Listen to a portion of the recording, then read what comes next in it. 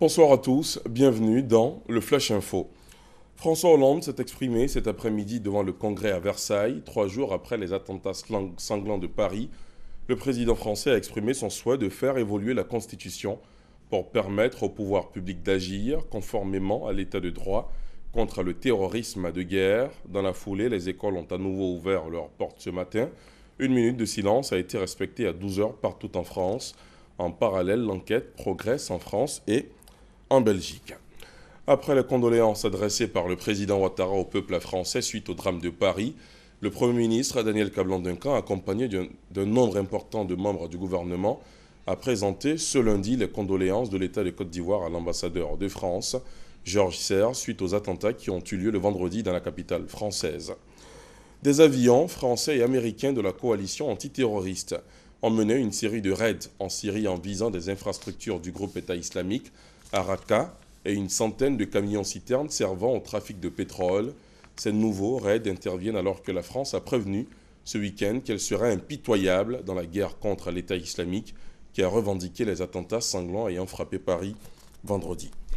Le gouvernement américain a autorisé la vente de plus de 17 000 munitions air-sol à l'armée de l'air saoudienne pour près d'1,3 milliard de dollars, annonce faite ce lundi par le département d'État. Le Congrès devrait donner son feu vert à cette vente qui a lieu au moment où des avions de l'Arabie saoudite bombardent les rebelles Houthis au Yémen. Retour à l'actualité nationale avec ce constat fait dans la zone portuaire d'Abidjan.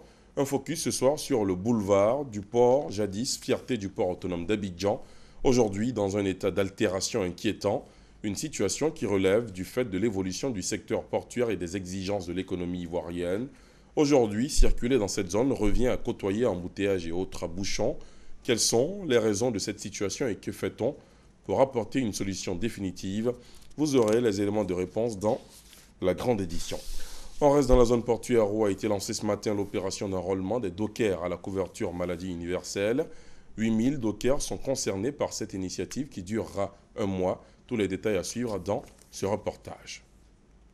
Les dockers sont des travailleurs qui opèrent dans la manutention portuaire. Ils se chargent de l'embarquement et du débarquement des marchandises.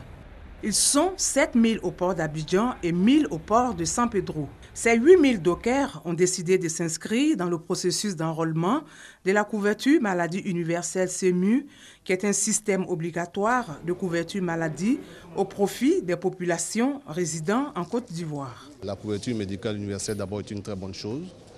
Et en tant que directeur général, moi-même, je me suis déjà fait enrôler. Et aujourd'hui, nous avons demandé à l'ensemble des dockers de venir participer à cette opération qui est utile vraiment pour toute la population ivoirienne.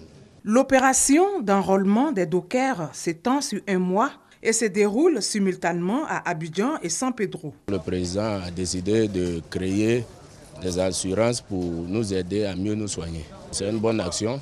À notre corporation, il y avait déjà une autre assurance. Mais il faut dire qu'il y avait une petite inquiétude à notre niveau parce que ça ne prenait pas en charge nos frères, nos cousins qui sont chez nous à la maison et qui sont en notre charge. Donc avec cette assurance universelle, ça va nous permettre de soigner nos frères et sœurs qui sont au village et même qui sont à la maison chez nous et qui ne font rien. Pour rappel, l'enrôlement de la couverture maladie universelle est gratuit. L'opération a démarré le 30 décembre 2014. Elle a lieu dans 149 centres d'enrôlement répartis sur toute l'étendue du territoire national. Autre actualité à l'étranger, les corps de 15 migrants africains tués par balle ont été trouvés en Égypte, près de la frontière avec Israël. 8 autres Africains blessés ont été hospitalisés. Aucune précision n'a été donnée par les autorités sur les nationalités des victimes, ni sur les circonstances du drame. Et puis, à 2 semaines de la conférence de l'ONU sur le climat à Paris COP21, la France réclame à ses partenaires du G20 plus d'ambition pour lutter contre le réchauffement climatique, alors que se tiennent à Antalya les discussions des chefs d'État et de gouvernement.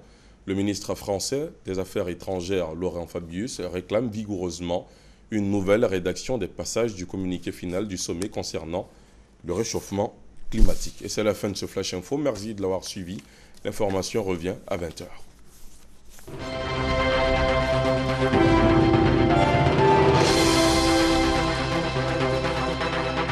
Afrique.